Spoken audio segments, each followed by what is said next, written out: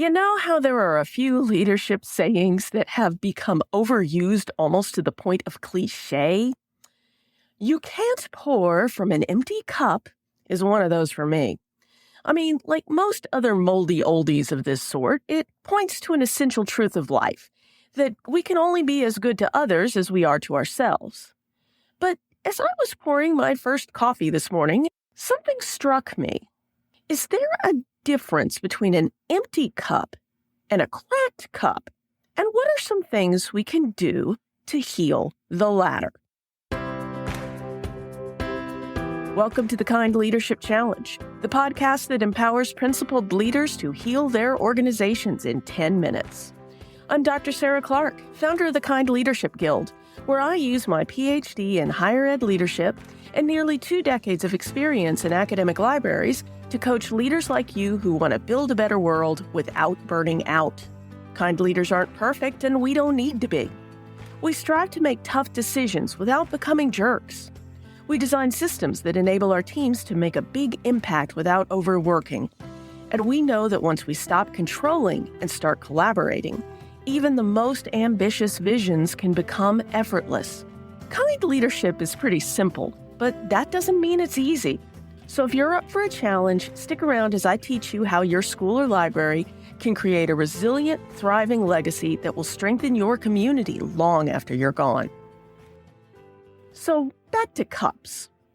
Filling your cup so you can refill others' cups is the first step of the first skill of kind leadership. After all, if you're not kind to yourself, it will be exponentially more difficult to create a kinder workplace, much less a better world. However, not all cups are made equal. Some are larger, some are smaller. Some are made of solid ceramic, like the slightly wonky and overthick coffee mug I made for my husband during my brief attempt to become a potter back in 2019, or those crappy paper cups you get that spring leaks if you look at them funny. In addition, some of us have less energy to pour into our cups or have more obligations to pour out from our cups. Take me for an example.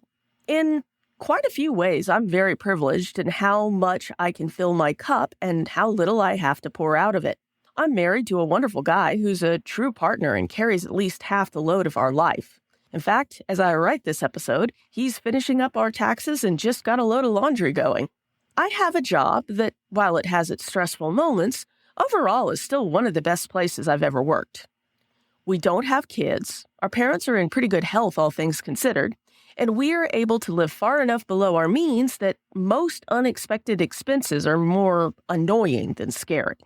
That said, my cup has some ongoing leaks I have to be mindful of.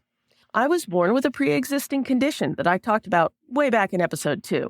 Luckily, it hasn't had a huge impact on my life so far, but I have to keep that leak patched up with exercise, diet, and rest, as well as annual tests and checkups to catch any issues while they're small. I also have lifelong anxiety that needs tending, lest the small, never-ending drip of energy loss it creates becomes a full-on flood. Those leaks also mean that I have to make some less than optimized choices around the Kind Leadership Challenge. Hustling is all well and good till you're burnt out and unable to do anything but watch Netflix and berate yourself for 2 weeks. I can commit about 20 hours a week max to this project in the short to mid-term. I have some money that I can use on top of what I make from coaching and speaking until it becomes self-sustaining, but that's not unlimited either. So I try to balance out what I pour into my cup with what I pour out, either by choice or that I lose through those leaky spots. Finally, we all have the issue where we can diligently fill our cups, patch and monitor those leaks, and yet our kid or our boss or a student can take a big old swig out of the mug when we aren't looking. We may also have to pay energy taxes of some sort due to systemic challenges, social injustice, or just dumb luck. I think of the pandemic as a good example here. COVID-19 showed up and took a big old swig out of most of our cups, though more from some than from others, and then slammed our cups back down on the table.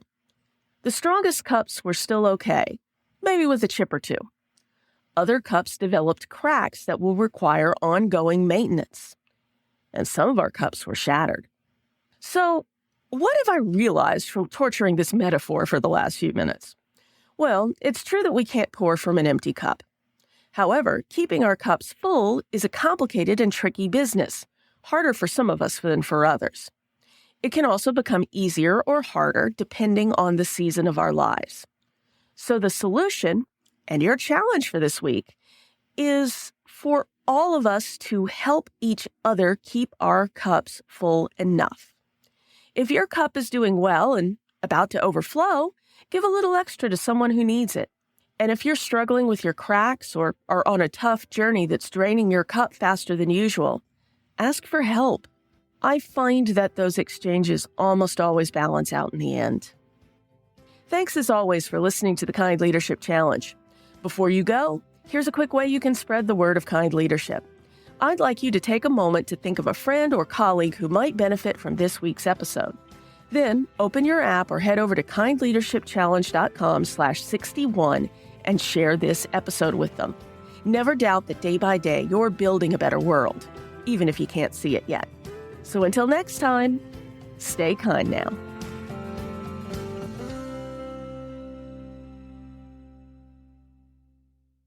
Oh, one last thing.